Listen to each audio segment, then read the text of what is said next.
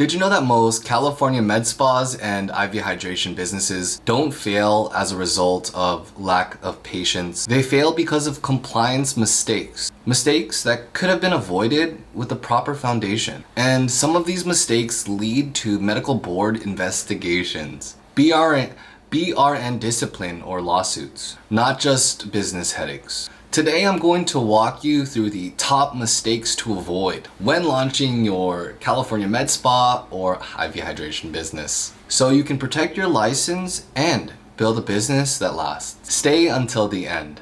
I'll share the number one mistake that most often leads to an investigation. Hi, I'm Andrew. I'm the managing attorney here at Freedom Through Business law firm. We've helped over 100 healthcare entrepreneurs here in California launch compliant healthcare practices. From med spas to IV hydration, we focus on helping you launch the right way, stay compliant as you operate, and get support if an audit or complaint ever happens. All right.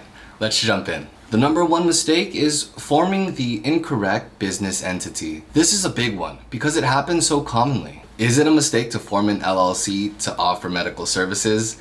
The answer to this question is yes. You cannot use an LLC to administer medical services. And another mistake is Googling how to start a med spa and then filing the incorrect documents. In California, medical services must be owned by a professional medical corporation, not an LLC, not a sole prop. If you're an RN or an NP, you cannot own the med spa outright. You can own 49% of the professional medical corporation and 100% of the management service organization, your MSO.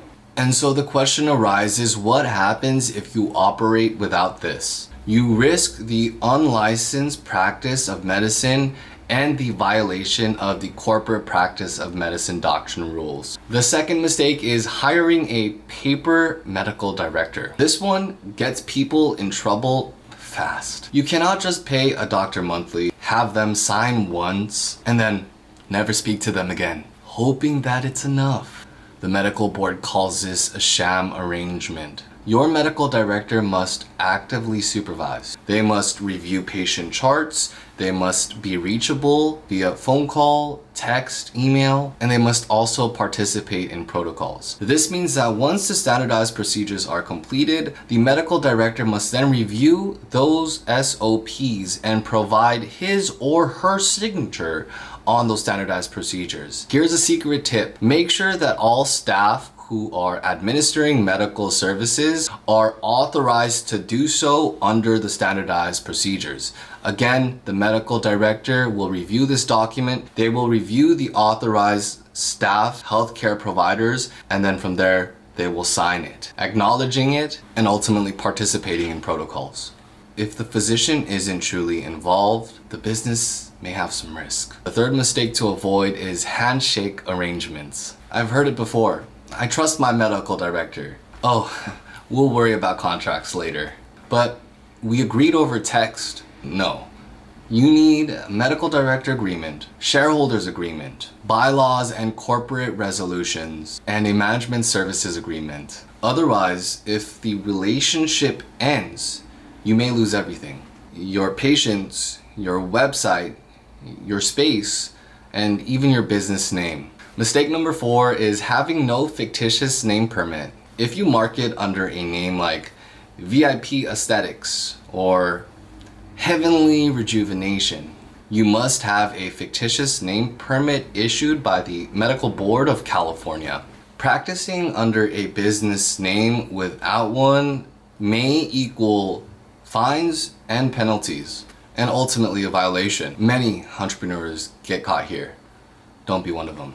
The fifth mistake to avoid is using templates or copy-pasted documents. Remember, your consent forms must match California law. They must match scope of practice within your licensure. Details such as the exact treatments need to be noted. And of course, consent forms must match emergency protocol. Copy-paste consents from other states, med spa Facebook groups, or webinars can leave you unprotected. Every treatment, from IV hydration to Botox to dermal filler, medical lasers, medical weight loss, hormone replacement, needs a specific informed consent. Mistake number 6 is not having standardized procedures in place. If you're an RN working under the supervision of a medical director, you must have standardized procedures that are signed and dated. Keep in mind that standardized procedures must be reviewed regularly. In the event new services are added to the practice, then standardized procedures must be updated to reflect those new services. Even many NPs need standardized procedures unless they have 103 NP status with the proper structure in place. No standardized procedures in place, that's a BRN violation waiting to happen. Mistake number 7 is buying products from overseas in order to save money. This one actually leads to criminal charges. We've seen clinics prosecuted for using foreign Botox, mislabeled products claimed as FDA approved, illegal fillers, unapproved pharmacies, and black market weight loss products. Always use a licensed US supplier. If a product price looks too good to be true, it probably is. Mistake number 8 is shipping to a home address. This is really for RN-owned IV hydration businesses. Pharmacies often cannot ship to your home for controlled substances or IV supplies tied to patient treatment. You need a proper business location or approved medical suite or mobile protocol. This gets people flagged early. The 9th mistake is unlicensed pop-ups or house calls. Mobile med spa or IV hydration businesses are legal with the proper structure, but skipping some of these, such as proper business license, proper legal structure, MD oversight, supervision agreements, emergency care plans, and clinical supply transport rules equals red flags and triggers investigations. Mistake number 10 is forgetting ongoing compliance.